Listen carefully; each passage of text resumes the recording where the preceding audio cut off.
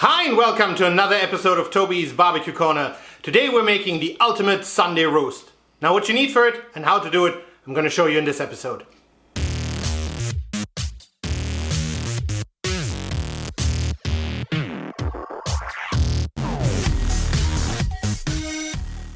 And this is what we need for today. Now obviously we need our Sunday roast, and this is a lovely pork crust roast. We also need some roasting vegetables. You need an onion, you need some tomato paste, you need some salt, pepper, bay leaf, a couple of cloves, you need some olive oil, red wine, you need some veggie broth, you need some cumin and some piment. In the first step, we're going to be taking care of our pork, and as everybody knows who has ever tried to cut the pork skin when it's raw, it's extremely difficult. You need a really sharp knife. And if you don't have a sharp knife, it's almost impossible. Now, what I love to do also to save my knives a little bit, we're going to do a little trick. And what we're going to do is we're going to turn the meat around and look at this. Look at the amount of fat on the top here, and it's just a lovely, lovely piece of meat. So we're going to take some of that veggie broth and we're going to pour it into this form, and we're going to cover the bottom just enough that the skin actually sits inside the broth. And then we're going to put it on the barbecue at 130 degrees for roughly an hour, and that will really nicely soften up that skin without actually cooking the meat all the way through. And on it goes, 130 degrees for 1 hour.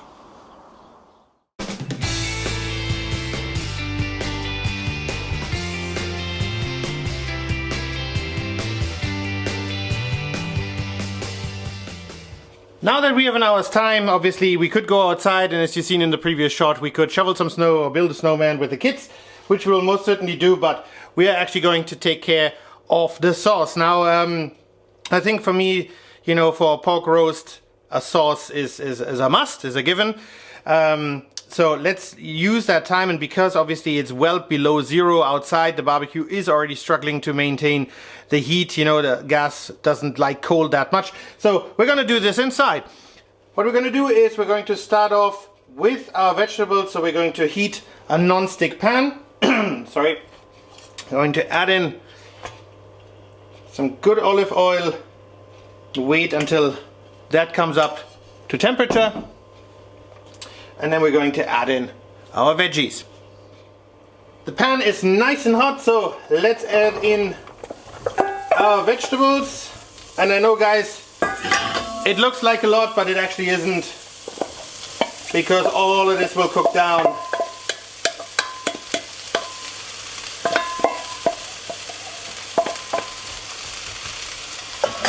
And it will release a ton of flavor. And if you need to, you can just always add a little bit more oil to it. The vegetables are getting some color. Time to add in the tomato paste.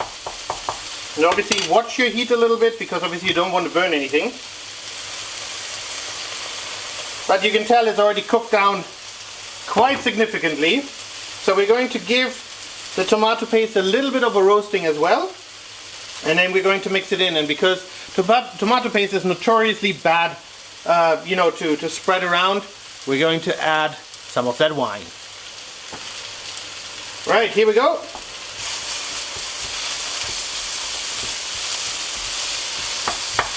And this is what I meant, you know, it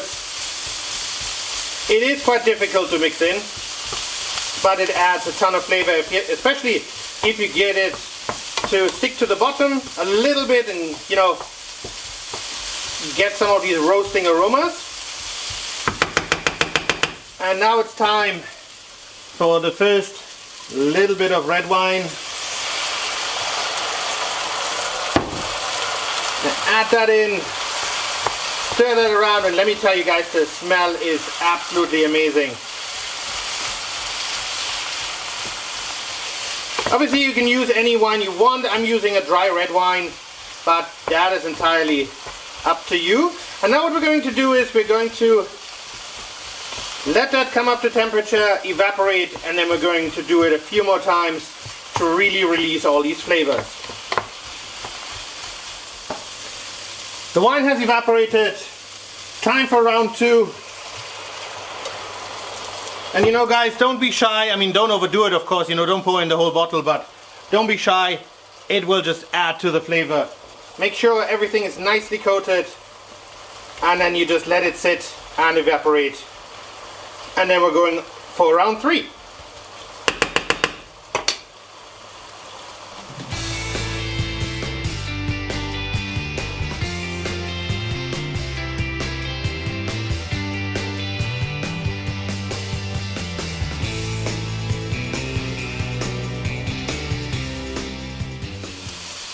Right guys, time for round 3, but just to make sure when you scrape it, you know, when you move your veggies, make sure you scrape all these lovely flavors that have accumulated on the bottom of your non-stick pan, you know, because that's exactly the flavors that you are after. So make sure you do that very thoroughly.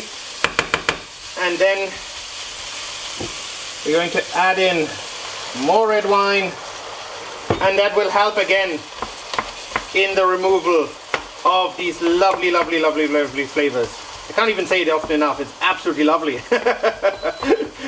So go for it. Give it a try. All right, I'm going to finish this up. Also the 4th time to glaze and deglaze. That's the official term for it as far as I know. And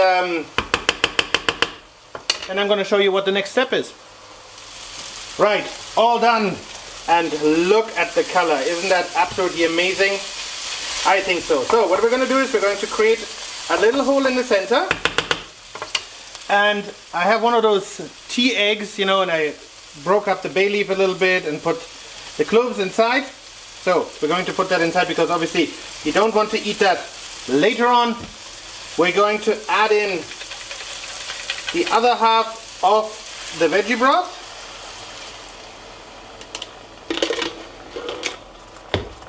We're going to add in all the other necessary ingredients. So this is the piment, you know, spread it around a little bit. And every sauce obviously needs a good bit of salt. But obviously don't over salt it. You can always add in later on. You can never take out. A little bit of freshly ground pepper. There we go. And just a tiny little bit of cumin. Now really not all that much, but obviously cumin is good for your digestion. And then what we're going to do is we're going to mix all of that up. And as it is already boiling, we're going to turn it down a little bit and just let that simmer. And we're going to wait the rest of the time for meat to be done, and then I'll show you what to do next once our skin is nice and soft. Right, the meat has been in the barbecue for the first hour at 180 degrees. Now when I removed it, I actually turned it up to 180 degrees because obviously this isn't cooked yet. But let me just show you real quick.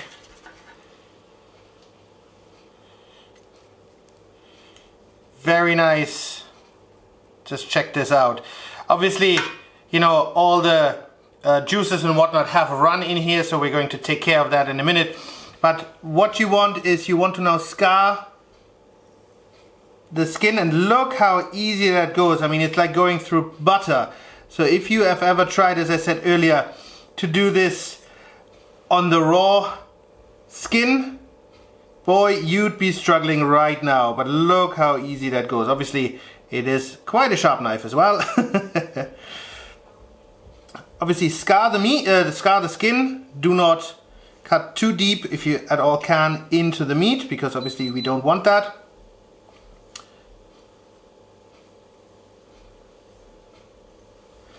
And as the barbecue is heating up to 180 degrees, we're going to put that on.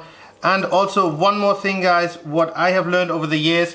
Now you can obviously do it like this. You know, it looks absolutely fantastic, but when you actually want to cut it in slices, it's so much easier to already go in between you know, the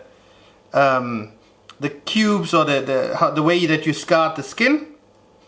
So from a personal perspective, that's what I've learned over the years. You can do it this way. You can do it your way, whichever way is your way. Obviously, there is no right and wrong. I just personally find it's a lot easier to do it that way. All right, so I'm gonna finish this up and then we're gonna move on to the next step. All scoured up. So what we're gonna do now is we're going to take all these lovely vegetables, just pour that in here.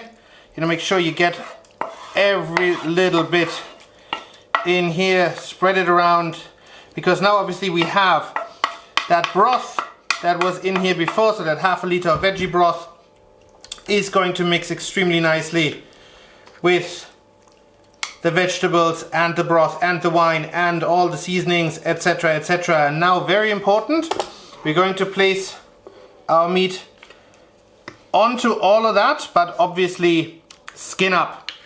And now we're going to put it in there for the next hour and a half, hour and 45.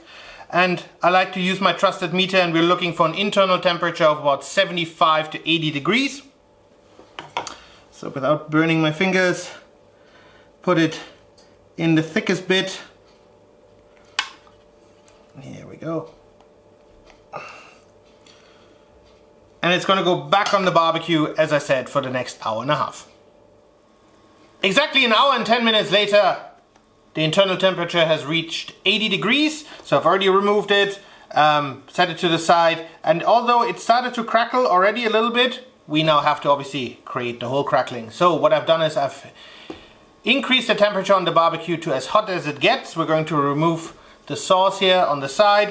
We're going to put that back in until we get the crackling we're looking for. So really pay attention, don't walk too far, because that will go rather quickly. All right guys, we're done. I mean, it got a bit dark on the top, but never mind. But here, listen to this.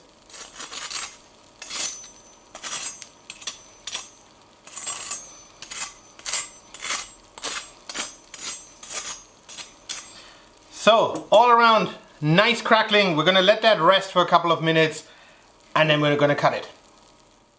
Right, resting time's over. My patience is over. So, let's cut this. And as I said before, you know, look at it, how easily it goes through when you've, you know, at least tried to make little squares that go with your cutting line. But obviously you won't catch it all because they move around a little bit, they fuse together again. So, but look at this. Isn't that lovely? Very juicy, very nice. And what we're going to do now is, you know, just for decorational purposes, so to speak, we're just going to rest it in here. And then we're going to serve it quickly, because obviously we don't want that all-important crackling to get too soft again. Let me just take one of those. Oh yeah guys, that works. Alright guys, and this is it, our ultimate Sunday roast. I think super easy to make. Look at it, and we're gonna dig in now.